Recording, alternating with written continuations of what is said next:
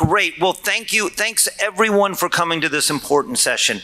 Climate change, of course, as we know, is one of the great challenges of this century. It has the potential to transform the entire planet and many of the ways in which we live. And of course, one of the key questions for addressing climate change is understanding how to pay for it. There's a whole series of ideas that have been proposed, whether people have talked about green bonds, people have talked about public-private partnerships, people have talked about loss and damage funds. There are many great ideas, and some of those ideas we'll hear here today. Of course, for a second, it's worth taking a second to think about why we need to pay for climate change. Climate change has the potential to be very destructive. There were big floods, and you think about the floods in Libya last fall, or regular floods in Nigeria. Even Spain in Valencia had intense floods. So climate change has the potential to be very destructive. But as we think about climate change and how we address climate change, there's also an opportunity to build societies that may be more healthy and more sustainable and more resilient. And we will bring up some of these topics here today. We actually have with us, we have a very distinguished panel. We have people that have served as ambassadors, people that have served in high levels of government, people that run industries, people that serve as pharmaceutical tech board members. We have an incredibly diverse group of people here, and also an incredibly experienced group of people here. So please join me in welcoming this distinguished panel that we have here today.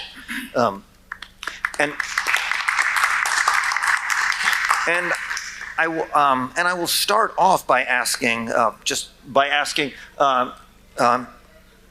start off by asking Ms. Nusra Bouchret from in Morocco, if you could please give us, you've served here as a minister and in many high levels of government. Could you please give us an introduction into climate finance? Also, some of the recent outcomes of COP29, much of COP29 focused on climate finance. What have we learned about climate finance just in the last couple of months in addressing COP29, and what are the lessons moving forward? Merci, Monsieur le modérateur. Tout d'abord, permettez-moi de remercier les organisateurs de m'avoir associé à cet événement.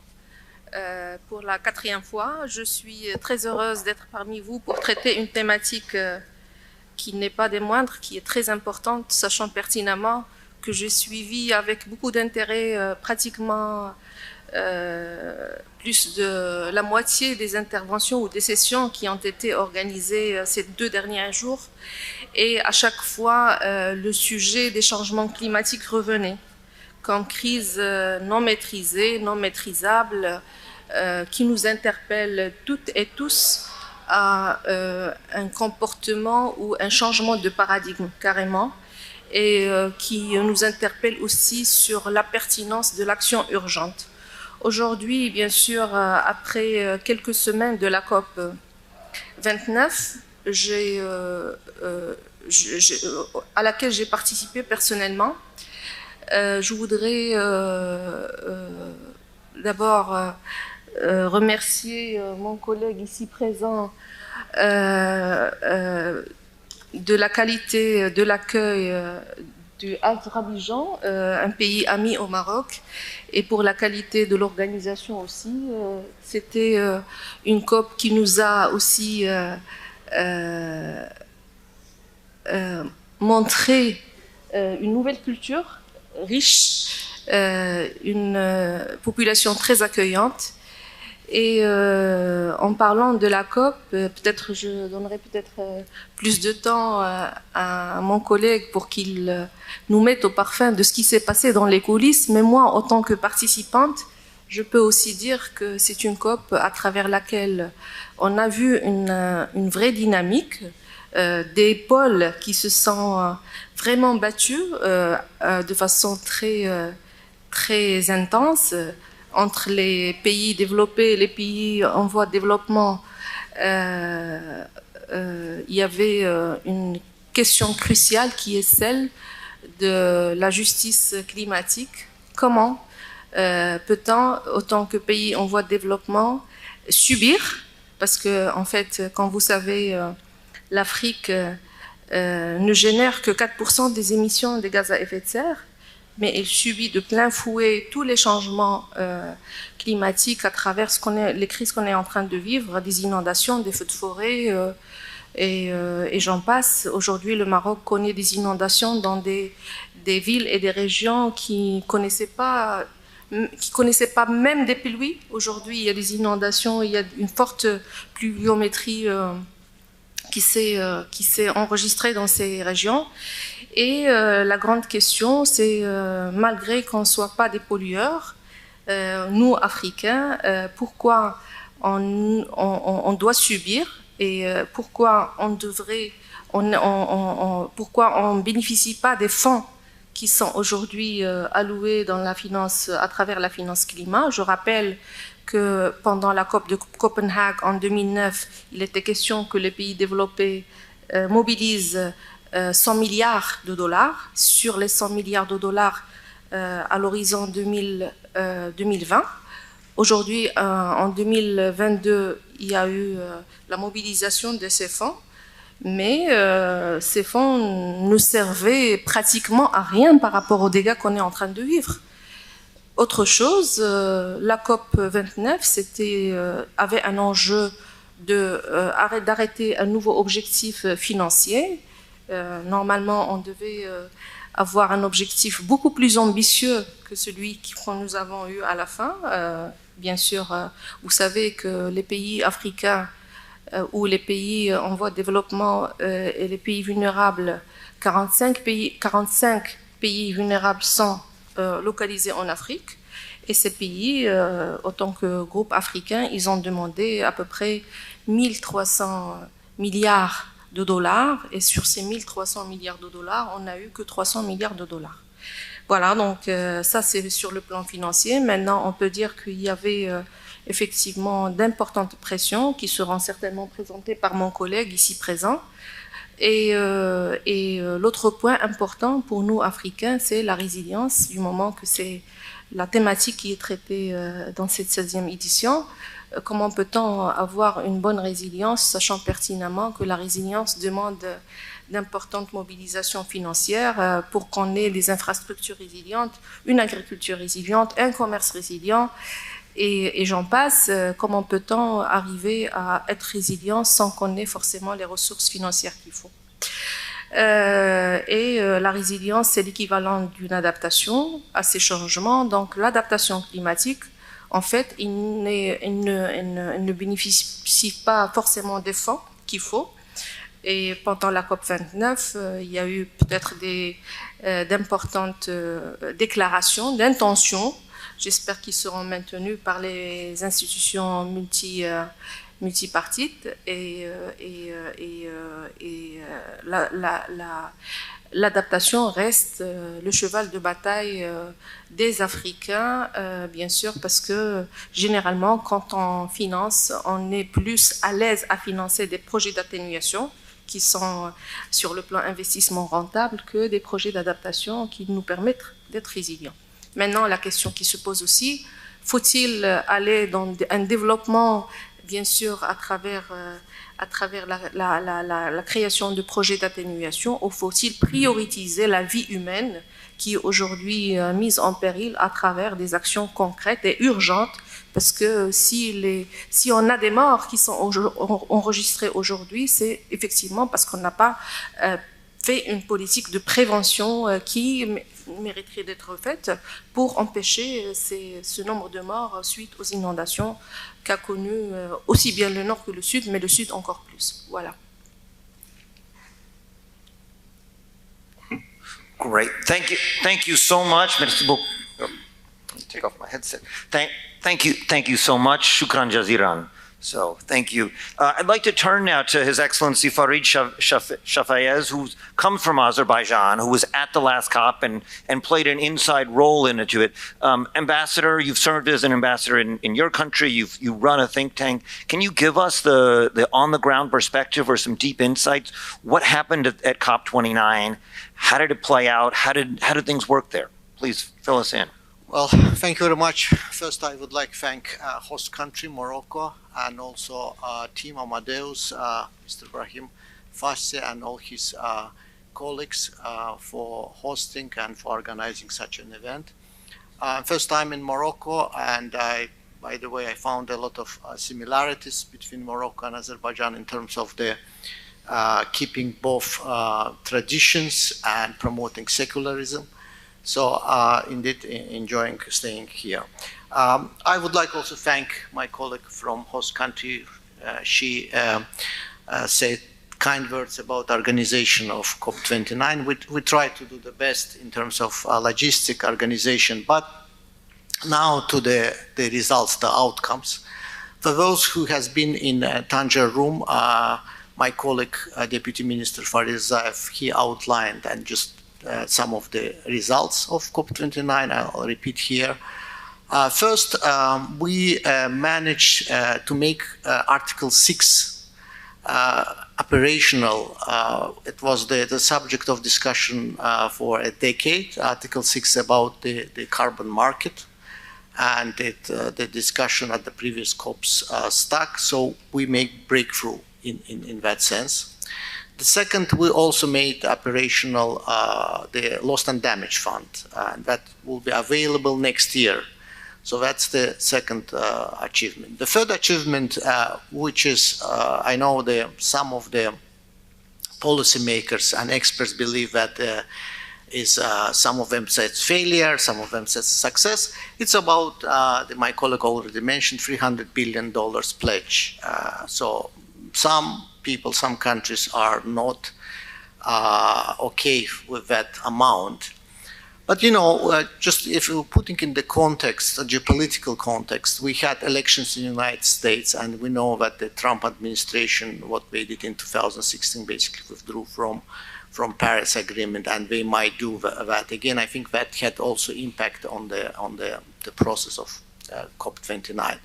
But we, as a host, it was not our task to force developed countries to give one trillion, because it's basically, indeed, it's voluntary, the agreement. So whatever we have on the paper, it's important that it is implemented. So we managed to bring that to the end point and make it, you know, it's the final document adopted. So that's 300 billion for now. So we'll see how it goes. Some of the skeptics saying that the process might be killed in the future. Again, it's, I think, up to the global actors, countries like the biggest emission, countries who make emission, United States, China, and some other countries, developed countries. So that's up to them, really, to come in the future to agreement. I think on let's say on the midterm, we have this $300 billion 2035. And there are some of issues which remains outside of the document, but this is the real battle between developed and developing countries. You know, developed countries for decades, for centuries, they are extracted oil and gas and coal. They made their countries rich, and now we're trying to tell the developing countries that they have to stop production of oil and gas. In the meantime, we see some of the, I don't want to name to engage in name calling, but some of developed countries right now, they're increasing oil and gas production, especially in Europe, in the view that the European countries, they stop buying gas from Russia, so they're looking for some other options. And some of those countries, they're saying, okay, we have oil and gas available for European market. So that's kind of dichotomy we have to deal. The second, the problem, it's also the problem of technology. So we should be realistic. The current technology, solar and wind power, it cannot sustain power in the grid. So you need just conventional source. So maybe 5 years from now, we will have that technology available, and we can replace oil or gas, especially we're speaking about gas, and maintain the power in the grid. But right now we cannot do that. So anyway, certain production, we need conventional sources, while indeed we have the wider use of the alternative energy, solar and wind. And the third issue also sometimes comes the political. It's, for example, some countries saying that you should not buy the Chinese solar panels, but because of the unfair competition. But then for developing countries, it's essential to have the projects which is economically sustainable. So we have a number of, I would say, geopolitically driven issues which we had to discuss within COP29, and I think with all the problems the host country faced, at least it tried to deliver the document which we have right now on the table. And again, we'll see how it goes next year. But again, the bottom line that it's the developed countries, the major actors, they have to pledge more financial assistance. And also another important element, it's about the private investors, about the social responsibility of global corporations like Amazon, Facebook. We're also involved in the carbon emission. We have to pay, whether it will be in the form of taxes or some other forms, but that's the probably issue for the future COPs. Great. Thank you so much for that overview. And of course, climate finance involves both big picture global agreements like the ones that you've just mentioned, and it also involves people that are doing on the ground work, bringing projects to completion, starting projects. Mr. Bankole, you run the Nigerian Climate Innovation Center. Yeah. Can you tell us about what's happening on the ground? What's the scene on the ground in Nigeria? How are things going? And what else? Yeah, please tell us about the scene on the ground. Thank you so much. And I'm really happy to be here to share some of the insights of what we've done in Nigeria in the past 3 to 5 years. I think one of the things we've been able to achieve in Nigeria is, first of all, to identify that climate change is real, and at the same time, it could be a business opportunity. One of the things that we've concentrated the bulk of our energy on is to look at what are the beneficial sides of the economic side of climate change. And one of them is, because we have a huge energy gap, we have seen that renewable energy projects can be able to bridge some of the challenges that we face in last mile energy, energy access. I think one of the first things our country did, was to, first of all, sign a National Climate Change Act. We signed the National Climate Change Act, but prior to that, renewable energy has always been, one of the topmost agenda on how we can look at new energy sources or sustainable energy sources that can bridge, bulk of the gaps, that we have in Nigeria. So we have, the renewable energy projects going on. We have the Nigerian electrification project. Currently, over $100 million worth of, activity has happened within that sector in the last six to 8 years. We have an agency called the Rural Electrification Agency, and this agency has seen that renewable energy or solar technology can really bridge most of the gaps that we have for last mile energy access. One of the things we also did was to look at how do we activate the carbon market in Nigeria? Because again, there are many contexts to how you can have a verified and validated carbon market. And we started first by setting up some certain laws that helps to garner the interest and also help to build the understandings of how carbon market works. At the NCIC, what we've done so far is to set up, a carbon market accelerator program. We also set up a climate finance accelerator program as well. Because one thing we found out is that everywhere across the world, there's always, big ticket and big size investments. And when we look at what the global financial scene is, speaking about, many times we are being bypassed, really, because many of these countries assume we don't have the right projects, that can really work in Nigeria. But the problem usually is many of the criteria and the standards expected from developing, or rather, countries such as Nigeria and other African countries really don't look sustainable. It's sort of like the EU setting a very huge map, which you're very certain that countries from Africa and other developing economies or emerging economies will find it very hard to get.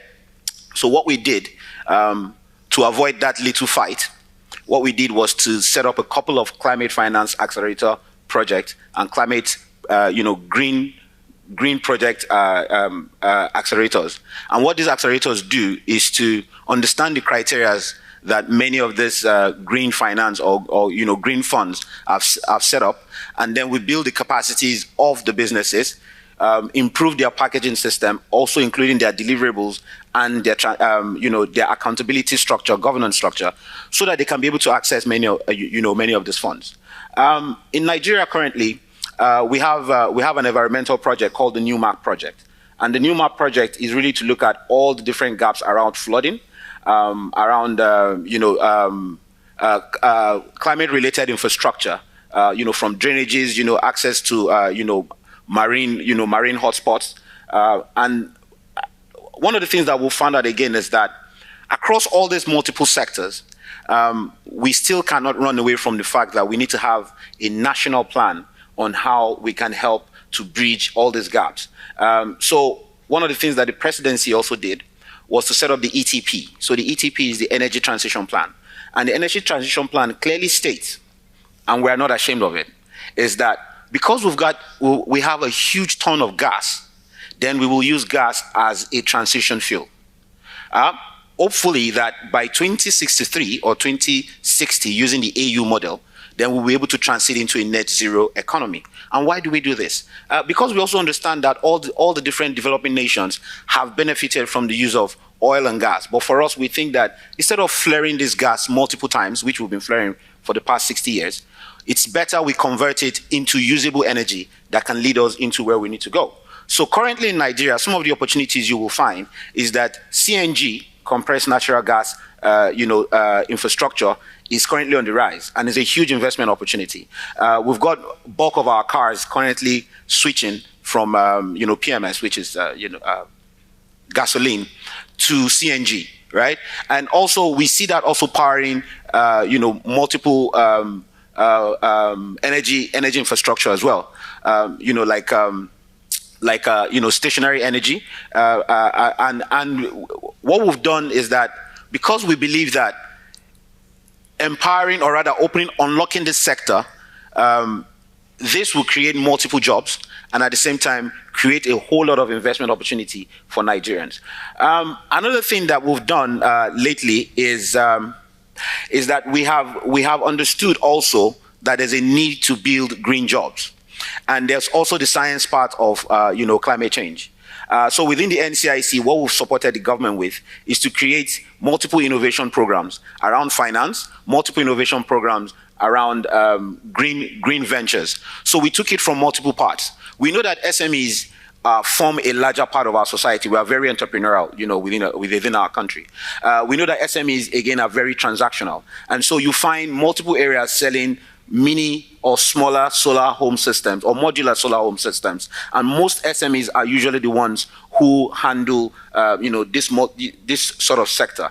But then when we look at the innovation sector, and this is where we get to find some of those innovation-driven enterprises who are looking at new models to be able to capture, to be able to store and also distribute energy. And also we think that our circular economy could really be a huge milestone, game changer for us. So currently we have a national circular economy, program going on, where we tend to look at multiple sectors where circular economy can be mainstream. And one of those sectors we've seen is the food and beverage sector. We are currently launching a couple of single plastic bans, right? But while we're launching some of these bans, we also consider the fact that businesses have to go on. We don't want to lose jobs. So we don't want to be like that family that pleases everybody outside and makes life hard for the for the family inside. And so we create systems that many of our food and beverage companies can transit slowly, but at the same time be able to achieve net zero possibly in the next 5 years. One of the other areas where we have begun some of our thoughts, and I hope that Doctor here can also help me with some of those thoughts, is around climate change and health. And because you see, there are so many primary health cares in multiple remote areas in Nigeria, we see that energy for health delivery and operations has to be changed. And again, we know that using fossil fuel power generators are not reliable, and so, or rather are not sustainable.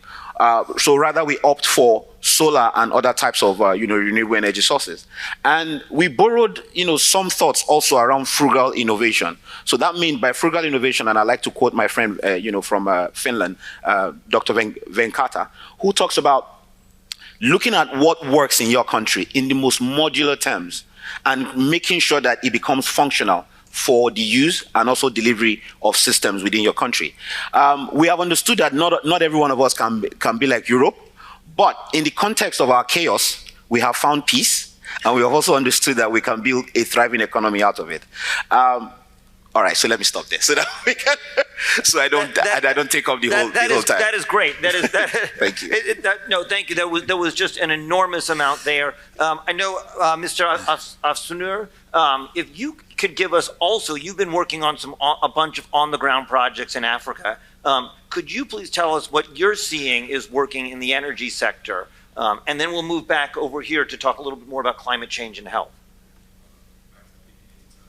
Oh, okay, sorry. There we go. Okay, thank you.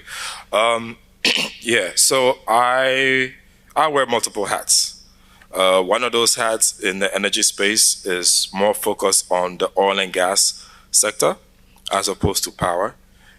But I do have a high appreciation for where we are and where the direction is going. So in as much as I agree with the conversation that we need to tap into our fossils and get the most benefit out of it, I also believe that we need to look at creative ways of reducing the impact on the climate. Because as human beings, there are two things we need to thrive: food, which is energy for the body, and your oil and your gas, which is energy or power for the machinery that makes life livable, right? Now, across Sub-Saharan Africa, I have come across certain key projects which are very interesting. Some are local community-based, and others more ambitious. In Ethiopia and Kenya, for example, we have a lot of projects around generating wind power. In Kenya, you have the Lake Turkana project, for example, which is focused on generating wind power. That's a very impressive project. The African Development Bank has launched the Desert to Power Initiative, for example, which is a $20 billion project aimed at generating 10,000 megawatts of power for 250 million people. You also have the Ethiopian Grand Renaissance Dam project, which is it's taken a while to get off the ground because some of the challenges it faces mainly geopolitical issues with Egypt and Sudan and so on. But it seems like they've gotten there, so we'll see how that plays out. A lot of the local-based community projects you find in Nigeria and Zambia and Tanzania are off-grid mini solar solutions, which seems to be doing very well in Nigeria, for example, with the introduction of the distribution companies, the DISCOs. I believe banks will agree with me on that. So you see a lot of interest and a lot of the deliberate localization of solutions in this regard. Another ambitious project was the launch of the African Union project for the Great Green Wall Initiative, which is targeted at building or planting trees from Senegal to Djibouti across the Sahel, which is a great initiative. However, It's been plagued with certain challenges, including, again, geopolitical issues, political instability, delays, implementation issues with the selection of the species of trees to plant in certain regions and so on. So even though there's high interest and there's a lot of projects, I guess, like everything, there are pros and cons. Hopefully the pros outweigh the cons, and then we see some results. Great. Well, thank you for that. Actually, from the United States and in the U.S., they built a green wall from Texas to Montana in the late 1930s. There were huge dust storms in the United States in the 1930s, and they actually built the what they called the Great American Shelter Belt that went from Texas to Montana or North Dakota in the central part of the country. But you mentioned that that there are things that people cannot live without, and that's food and energy. Of course, another thing that people cannot live without is health. And here we have Dr. Cathal Labiati. If you could, and you're a board member of some American publicly traded companies. You have an MD. Can you give us an introduction into climate change and health, and what we need to do to make climate healthcare, climate-related health finance bankable? Yeah. Do you hear me okay? Okay, perfect. So thank you very much for the opportunity. Thank you to the organizers, and thank you for the opportunity to bring healthcare to the attention of policymakers and also financiers who are interested in investing in climate finance, and to the attention of the audience as well. I am a strong believer that health and climate change should not be treated as two separate policy domains. I believe that these things are interconnected, and that establishing the connection between climate change and health or healthcare delivery could only foster more significant climate action. And what I mean by climate action is more than just decarbonization of supply chains, drug production supply chains, pharmaceuticals. What I mean is, if you look at the sustainable policies that improve the quality of the air from harmful pollutants, some models that have been done in the US will show that it will translate in better health. For example, you will see lower mortality rates. You will see some cost savings from hospitalization due to respiratory diseases such as asthma or some cardiovascular diseases, heart attacks. It will translate also into better productivity, because the model shows that there are less work days lost. So this is, we know that it works. We know that there is a connection. So the missing part is finance. For the emerging economies, as Mr. Ambassador has mentioned, we are lacking the funding. So we need to convince. We are not high emitters, except for maybe Nigeria, but we need to convince the financiers. I do believe that climate or health-oriented climate finance could be very well allocated and could serve the purpose of building sustainable and resilient healthcare systems. For instance, by helping countries respond to emergencies, to outbreaks. We know that climate change will cause more infectious disease outbreaks, because we know that the temperatures of the air and the water in the rivers and so on is increasing, and so we will see more waterborne infectious diseases, and we will see more airborne or vector-borne infectious diseases, cholera, malaria, etc. those things need to be treated by products. So we need transfer of technology, and we need money for that. The waterborne diseases, UNICEF says that, I don't remember exactly the figure, but it's very significant in children less than 5 years. And so we need to screen for those waterborne diseases and diagnose them. And so emerging economies need money to make available some new methods to detect the waterborne in the wastewater.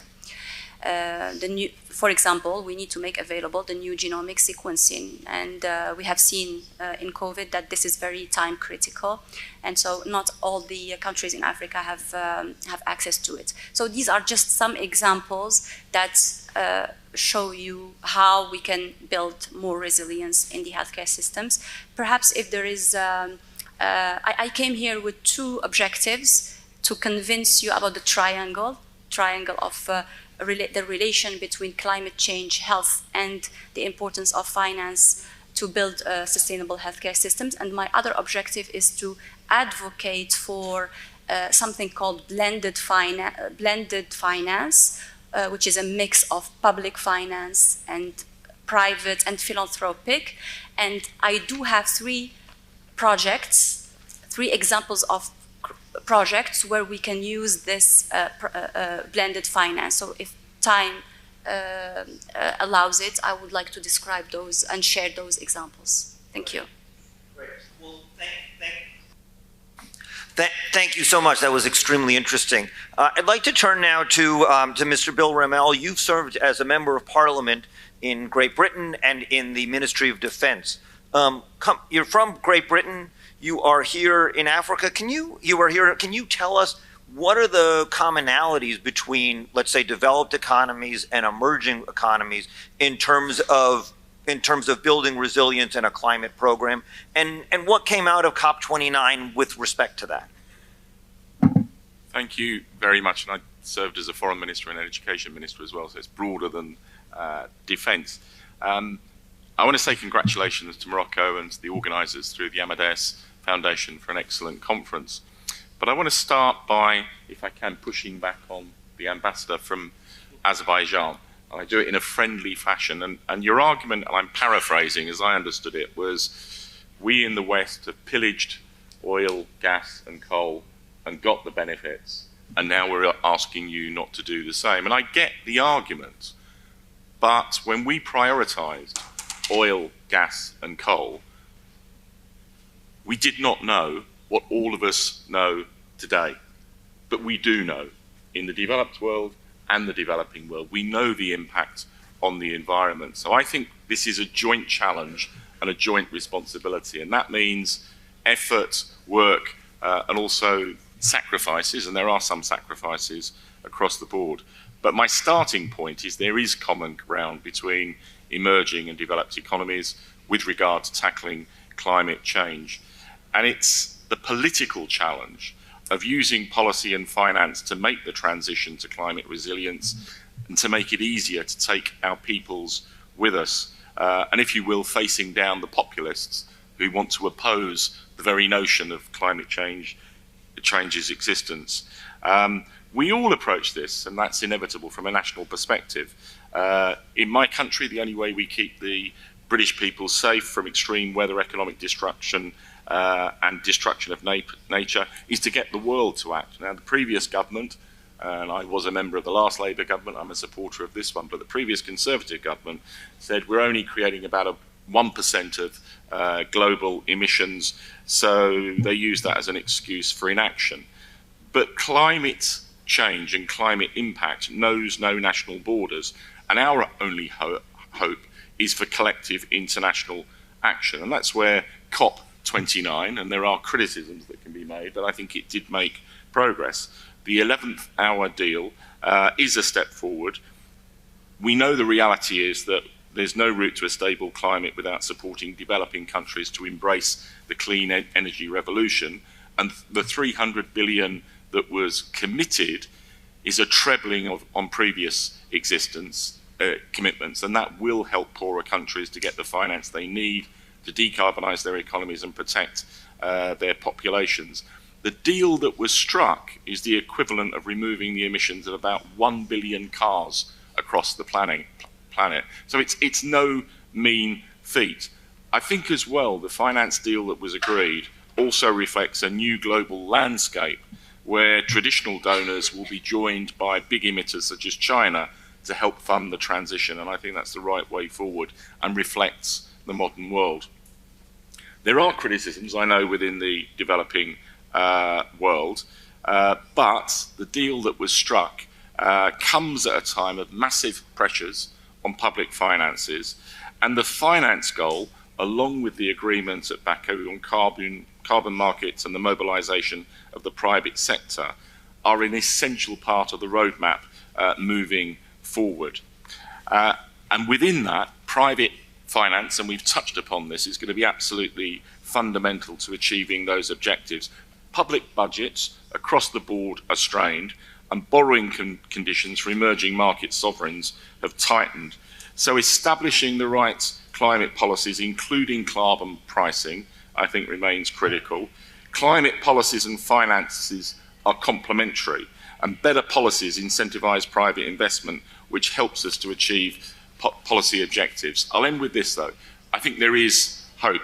The market for sustainable finance in emerging markets and the developing economies is advancing fast as private investors increasingly look for investments with a positive climate impact.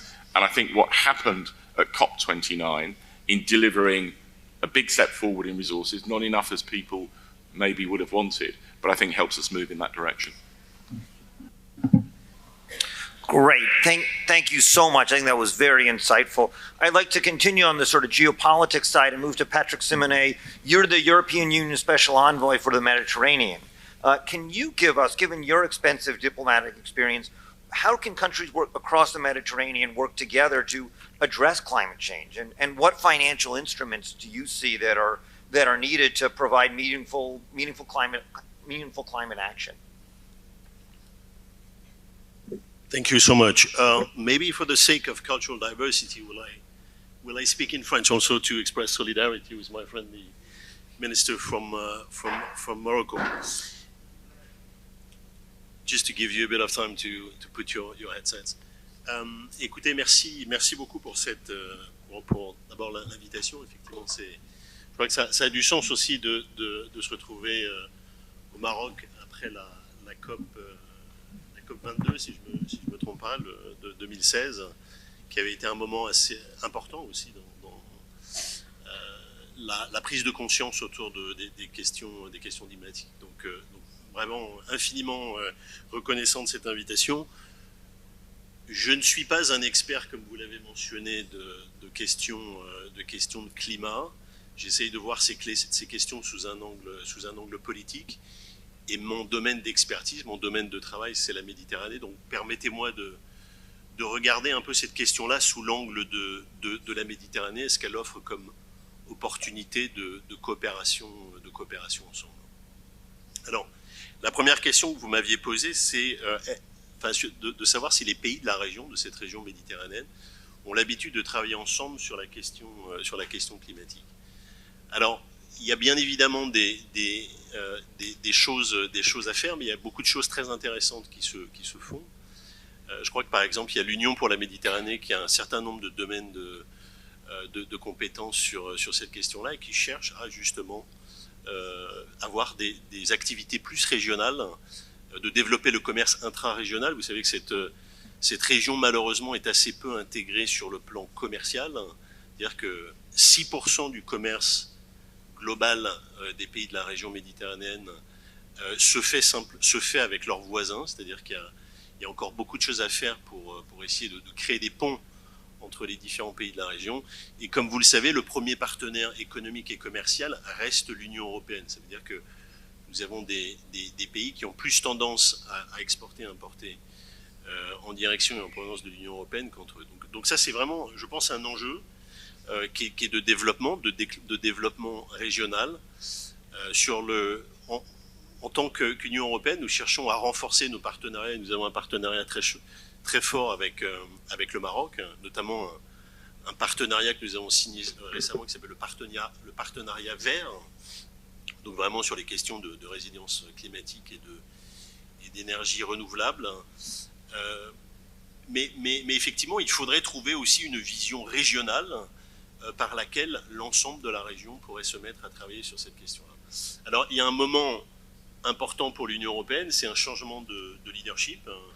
Vous avez sans doute constaté.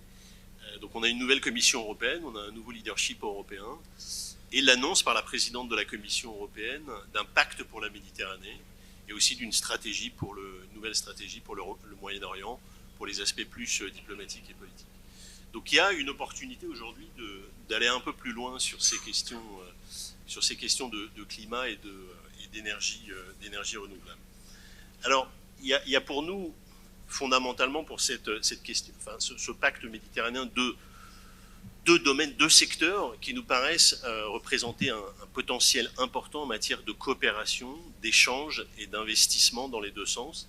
C'est le domaine digital, sur lequel il y a des choses déjà qui se passent, et bien sûr le domaine de l'énergie renouvelable. Je pense que le plan pour la Méditerranée, le pacte pour la Méditerranée sera discuté avec les partenaires, avec le Maroc, avec les autres partenaires méditerranéens au courant de l'année prochaine, et il sera matérialisé, finalisé l'année prochaine. Mais d'ores et déjà, je pense qu'on peut dire que la commissaire pour la Méditerranée, puisqu'on aura pour la première fois dans l'histoire de l'Union européenne une commissaire en charge de la Méditerranée, qui s'appelle Madame Schwitza, a déjà annoncé que l'énergie renouvelable sera un pilier de son action. Et elle a vraiment pris le ferme engagement de faire le maximum en termes de commerce et d'investissement. Alors, ce qu'on peut dire déjà, c'est l'idée de faire de cette région, et en particulier du Royaume du Maroc, qui est un pilier, un leader en matière de climat et d'énergie renouvelable, d'en faire un hub de commerce d'énergie renouvelable. Vous avez le marché européen qui est tout près, qui a besoin, on l'a signalé, qui a des besoins d'importation d'énergie renouvelable, d'électricité ou d'hydrogène. Vous avez le marché africain qui est tout près. Et donc il faudrait essayer d'intégrer ces différents marchés en utilisant la Méditerranée comme un hub de commerce. Ce qu'on voudrait faire aussi très, très clairement, c'est développer les infrastructures d'interconnexion au niveau électrique et au niveau commerce de l'hydrogène vert. Et enfin, c'est un aspect qui est important aussi pour vous et pour nous, c'est développer les possibilités de ce qu'on appelle en anglais clean tech manufacturing, c'est-à-dire d'avoir la possibilité aussi de renforcer la fabrication des technologies nouvelles en matière d'énergie que sont, alors je ne suis pas expert, mais que sont les câbles, les turbines wind turbines, je ne sais pas comment on dit en français, ou les électrolyseurs, toutes ces choses-là qui sont importantes pour l'économie des pays et qui permettraient aussi, et là il y a véritablement une perspective européenne, de ce qu'on appelle rapprocher les chaînes de valeur et intégrer beaucoup plus, en termes de chaînes de valeur, la zone sud méditerranéenne et l'Europe. Alors, les financements, vous posiez la question des financements, je ne suis pas un expert de financement, mais ce qu'on a fait, on ne part pas de rien en fait. On a déjà sur la Méditerranée un instrument important qui est ce qu'on appelle la Economic and Investment Plan, vous voyez que souvent on revient à des expressions anglaises, mais qui est en fait qui sont des financements, enfin des financements privés et publics qui sont mis ensemble. L'Europe, en fait, essentiellement utilise des instruments de garantie pour permettre de financer des projets avec des opérateurs privés qui, sans garantie, peut-être n'investiraient pas. Donc ça s'est fait beaucoup et ça va probablement continuer. Travailler avec les institutions financières internationales, notamment celles qui sont européennes, mais pas que. Et donc de développer effectivement une certaine forme d'innovation au niveau financier. L'important étant quand même de monter en puissance dans la mise à disposition des financements. Et là, effectivement, l'engagement pris avec à la COP 29 est important. Vous m'aviez aussi posé la question des difficultés, des enjeux dans cette perspective-là. Les enjeux, ils sont bien évidemment comme partout, comme en Europe, comme partout, des enjeux de régulation. C'est-à-dire l'importance d'avoir des systèmes régulatoires qui soient propices à l'investissement, au développement du secteur privé. Donc ça, c'est des choses, je pense qu'on a la chance ici d'être au Maroc qui, encore une fois, a montré un dynamisme important de ce côté-là, mais c'est pas vrai je crois on peut le dire pour tous les pays de la région. Donc bien évidemment, il y a cet aspect de régulation. Il y a l'aspect de planification, qui est un aspect purement politique, c'est-à-dire que les gouvernements de la région prennent clairement l'engagement politique d'aller dans cette direction du développement des énergies renouvelables et de la lutte contre le changement climatique. Encore une fois, le Maroc est pour nous un partenaire important parce qu'il a une vraie stratégie sur le changement climatique et sur le développement de l'énergie renouvelable.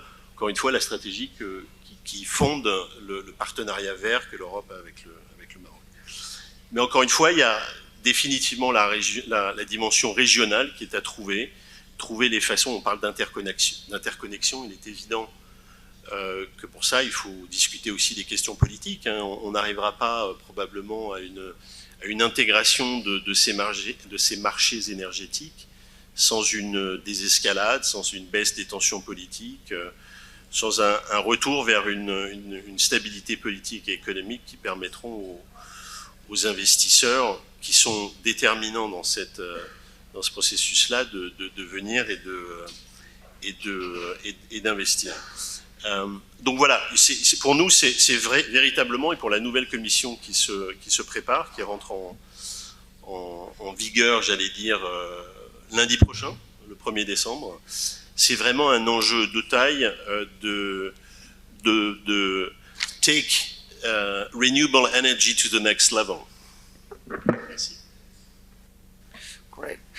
Merci beaucoup. Thank you so much. That was great. That's fantastic. I guess, the next thing I would like to do is move to outcomes. What outcomes would we like to see? And I will start off with Ms. Nusa, Your Excellency Nusa. Could you please tell us what outcomes, quels résultats vous souhaitez voir pour Maroc, for Africa? What would you like to see moving forward for results?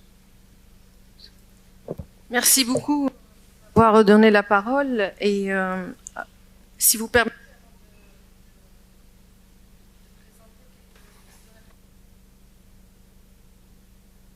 quelques pistes de réflexion permettant d'améliorer, je dirais, l'accès au financement. Et je souligne l'accès au financement. J'aimerais peut-être compléter ce que vient de dire mon collègue concernant où est-ce qu'on est, où est-ce qu'on va et comment on va. En fait, c'est ça.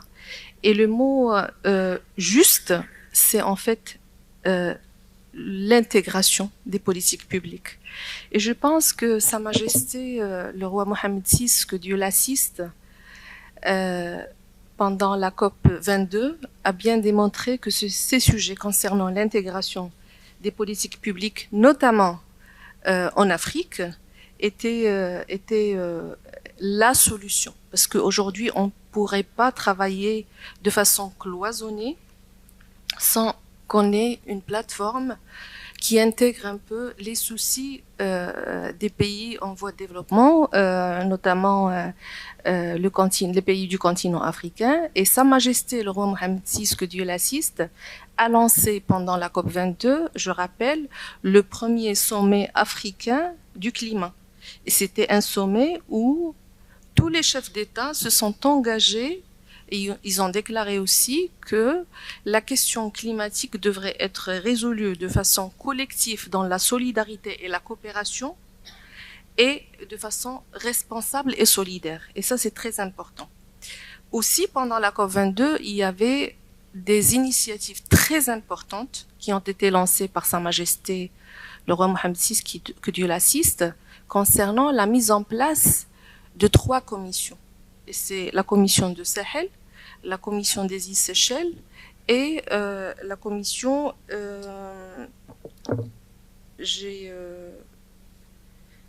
en tout cas, ça reviendra, la 3e commission. Et c'était dans l'objectif aussi de produire des mécanismes et des outils qui permettraient à ces régions qui ont les mêmes problématiques climatiques, comme la région de Sahel et les îles insulaires, de trouver des solutions collectives et solidaires. Et ça, c'était un point de démarrage, peut-être pour la mise en place de l'accord de Paris, qui était très important et très intéressant par rapport au continent africain.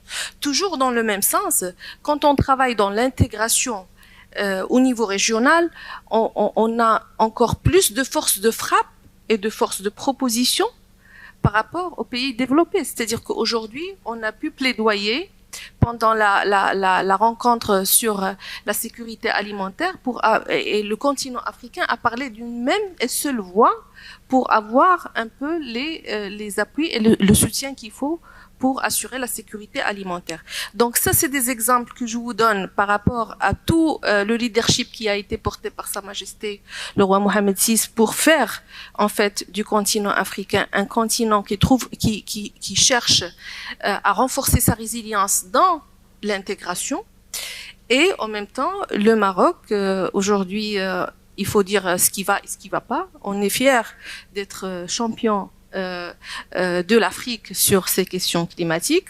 On est fiers aussi d'avoir été classé 8e pays par rapport à ces questions concernant les changements climatiques en 2024.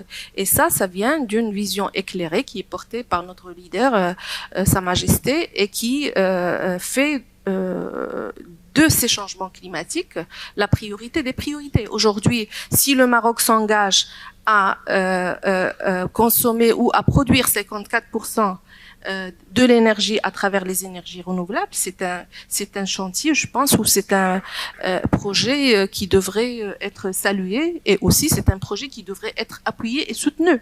Parce que les pays en voie de développement, ils ont la charge d'investir dans des projets propres. Ils ont aussi la malchance d'être impactés beaucoup plus que le Nord par rapport à tout ce qui est émissions atmosphériques dues au carbone et autres gaz. Et quand on voit un peu ce qui est aujourd'hui mobilisé pour que ces pays et aussi le Maroc puissent en fait bénéficier des fonds qui sont mobilisés à cet effet, on voit que les pourcentages sont très je dirais décevants. Pourquoi ne pas le dire? Et ça, nous pousse à poser des questions sur ce qui se passe réellement. Est-ce qu'on est en train de vivre une certaine schizophrénie par rapport à ce qu'on veut et ce qu'on veut pas?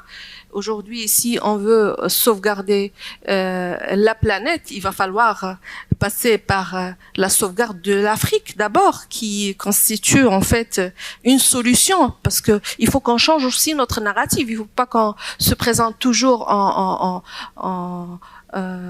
comme un maillon faible qui a besoin toujours de l'aide d'autres pays pour qu'ils puissent être en fait résilient que ce qu'il est aujourd'hui. Et je terminerai par cette dernière phrase.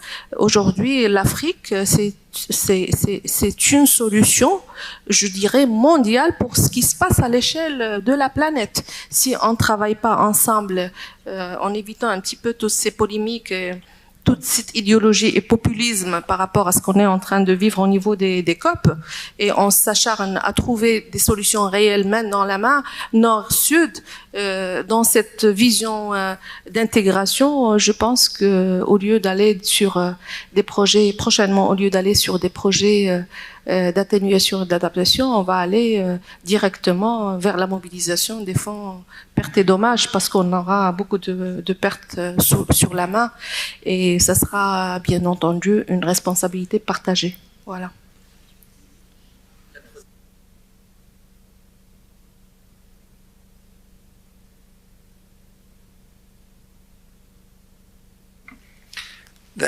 Merci beaucoup. That was très fantastique. I could not have.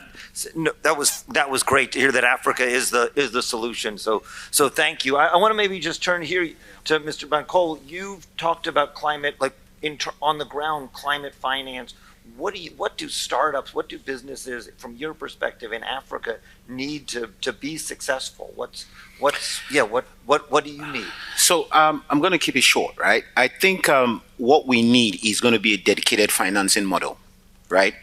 A mixture of blended finance, a mixture of patient finance, but most importantly, I think that a dedicated channel is what we are currently working at now in Nigeria.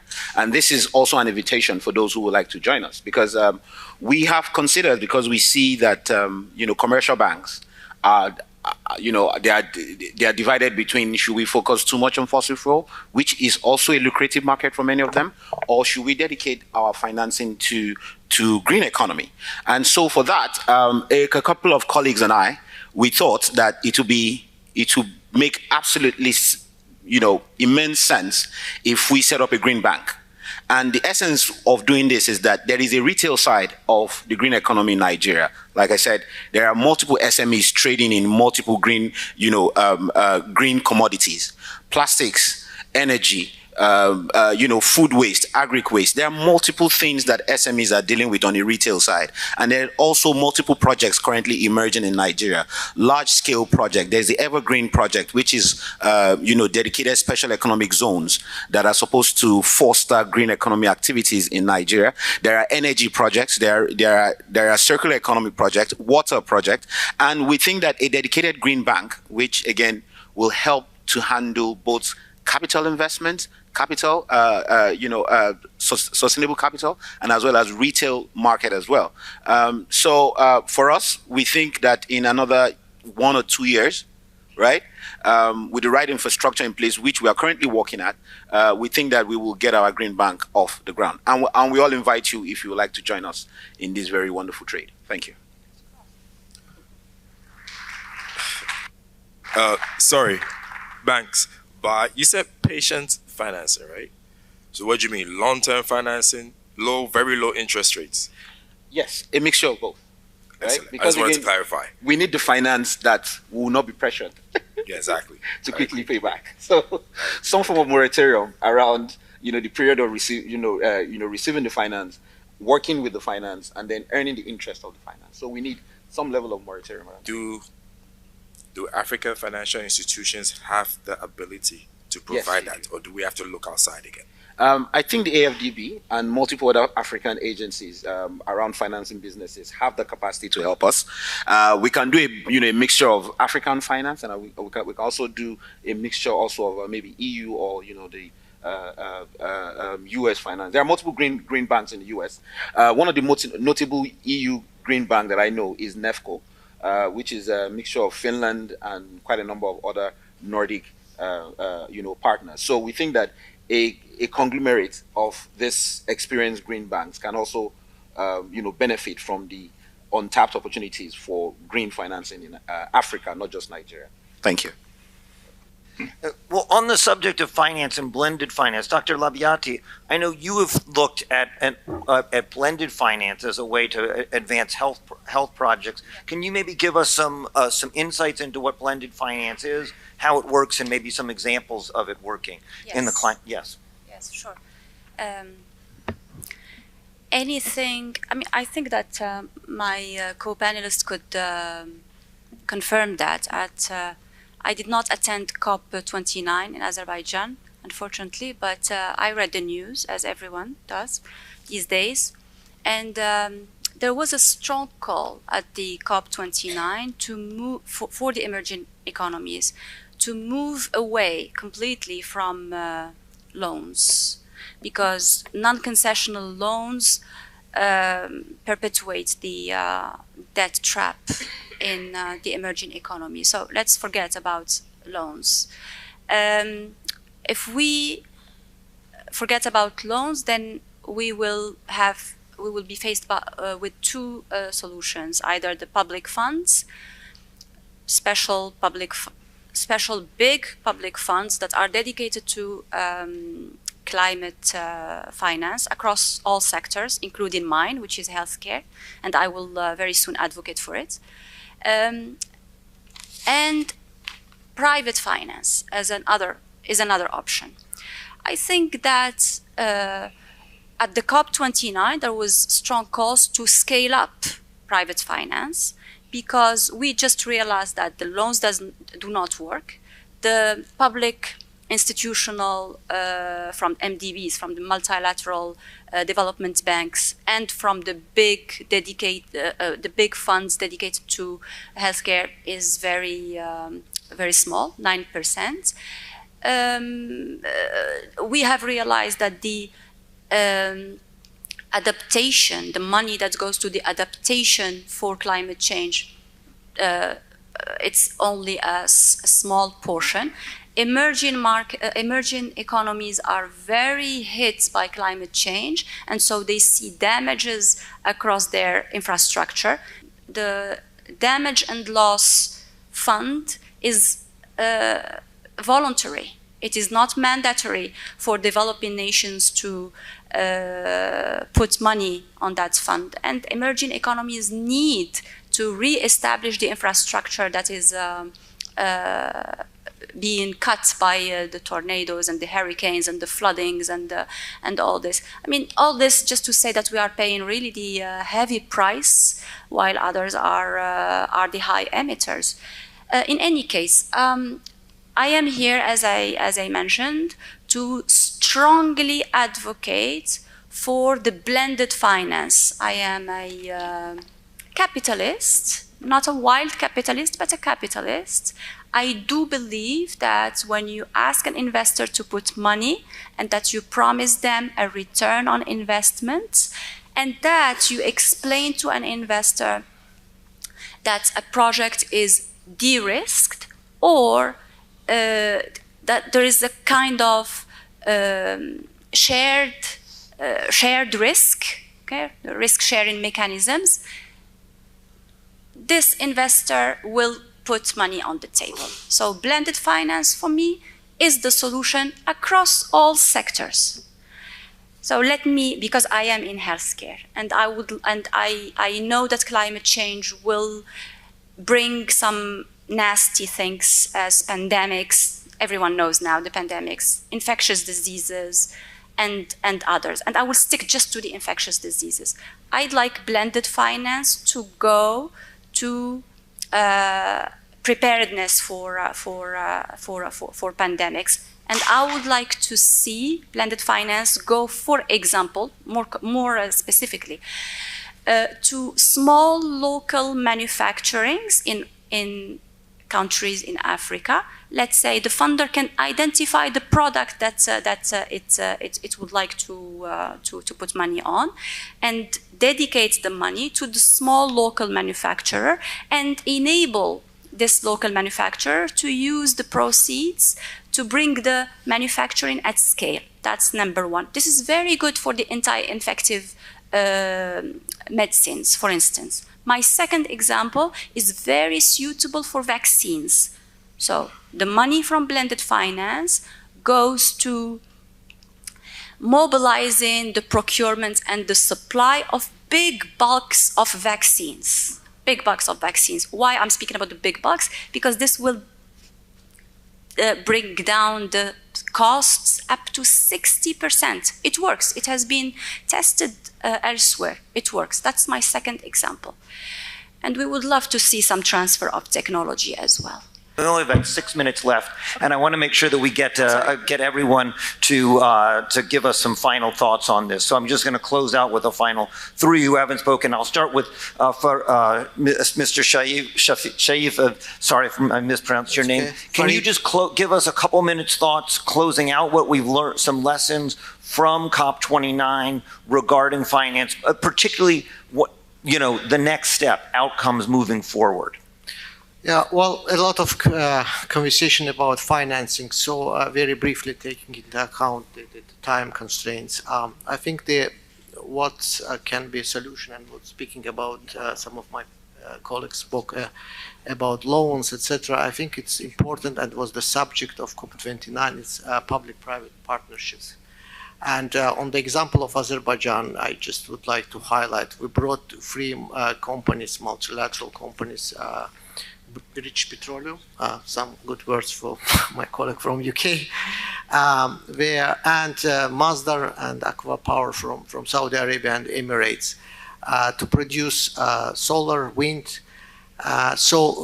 Here the role of the government is to create the favorable conditions for FDI, investment safety, and when the private money coming. So this is the essential for how to advance. I know for developing countries, it's sometimes hard to get loan. That's the one issue. The second, I think we are not talking about consumption. We're talking about production, change of production, alternative energy. But I think this is the issue.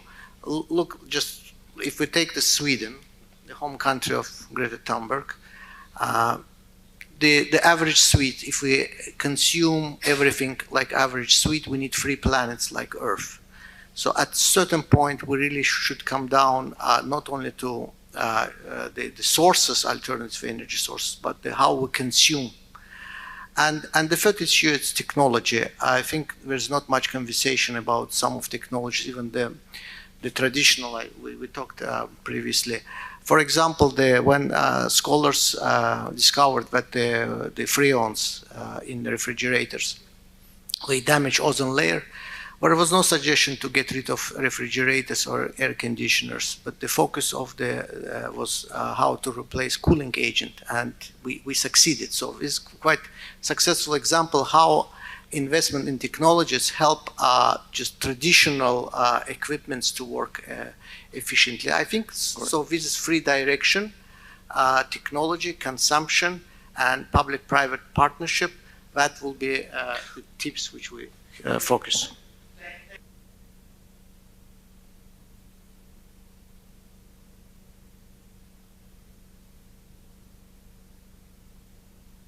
Merci beaucoup.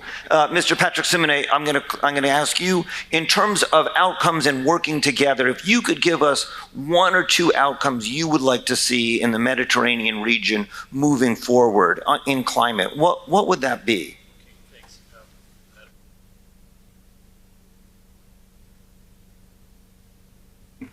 No, sorry. I think the instruments are there. I mean, I'm not an expert of that, but you have everything: green bonds, public-private partnership. We are all using that. You have private investment. Again, we are banking a lot on private investment and leveraging and guaranteeing and all that. So all in my sense, but not being an expert, again, I think we have all the instruments out there. What we're missing is the political will. The political will, you have it in a country like the Kingdom of Morocco. Again, 24% of the energy mix for renewable. You have it in Egypt, but in many countries where you don't feel there's the equivalent political will in place. So my wish would be that if we can have that political will, then I think the money will follow the political lead. Then again, for EU and the Mediterranean, it's a no-brainer.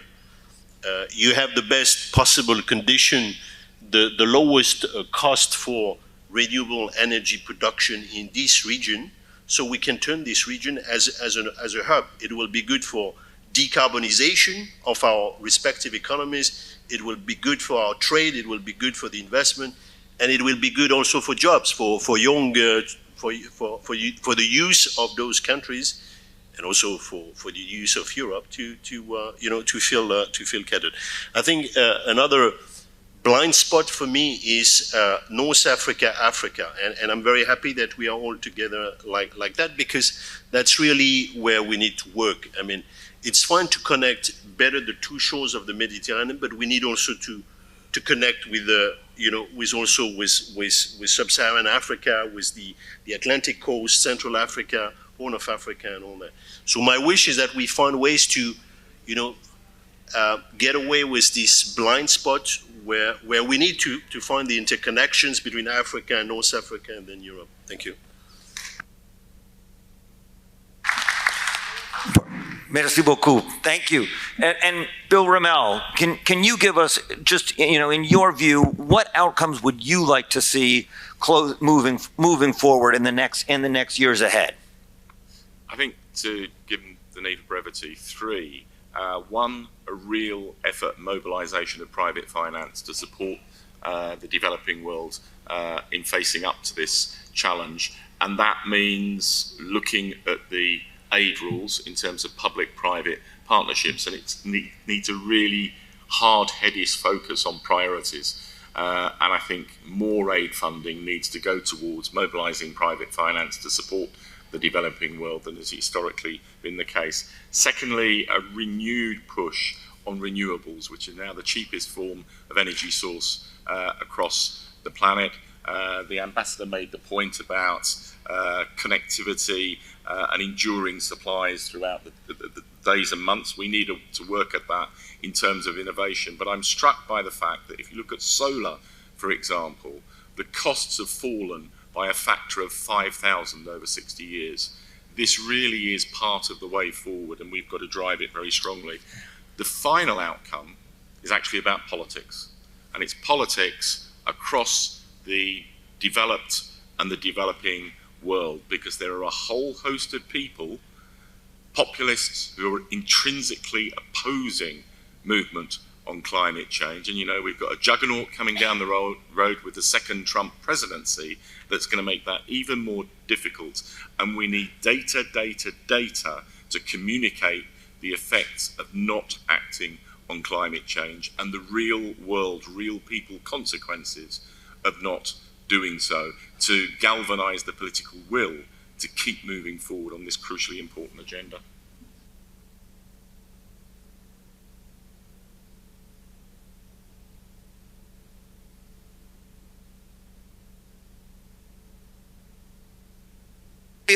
We have time for one or two questions from the audience, and so let me answer those. Yes, right here, and then yes, please. Hi, I'm Taha Namri. I'm a PhD student in economics, working on the economic impacts of climate change in Africa. Well, I wanted to add a key sector which we should invest on, especially it's the sustainable agriculture, because I believe that the climate vulnerability in Africa is due to the dependency on the rain-fed agriculture. And this agriculture is very dependent on climate. So if we can invest in sustainable agriculture, incorporating new technologies to make this sector more resilient to climate, it will be good. And also we should invest in human capital that could create these technologies and attract more investors in this sector. And thank you.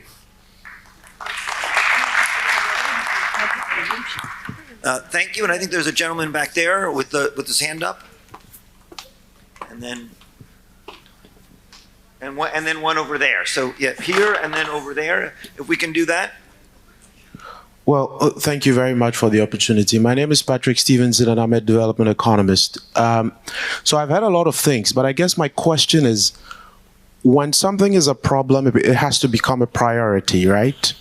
When you combine the defense spending of the G20 countries, I perhaps, I'm tempted to believe that something like defense, which some may argue is a response to a man-made or a problem that we have created, seems to be getting a lot more attention than something like climate change, which is not man-made, right? So really, and I do hear when, His Excellency Ramel, for example, indicates, the commitment that have come out of, Baku, 300 billion, better than 100 billion. There are questions around the 100 billion, things being double counted, etc. But let's put that aside. 300 billion as against what need? And if I combine the defense spending of G20 countries, it pales, not in comparison to what we have to spend on climate action up until 2035. So how do we reconcile that? That's the question. That is an incredibly important question, the role that we spend on defense funding versus other funding. And while I personally would love to spend the next hour talking about this, I've been told by the organizers that we are out of time. So I've been told that we're past our time allotted. This has been an incredibly stimulating discussion, and I think that I've been told we have to close it out. So I'm sorry that I wish we could keep going. Please meet us in the halls, and we can continue asking these questions. I hope everyone from this panel can. I would love to keep asking questions, and please, if everyone from the panel can come and meet in the halls afterwards, we can ask these questions. I have one more question, please. Thank you. It was last one. Thank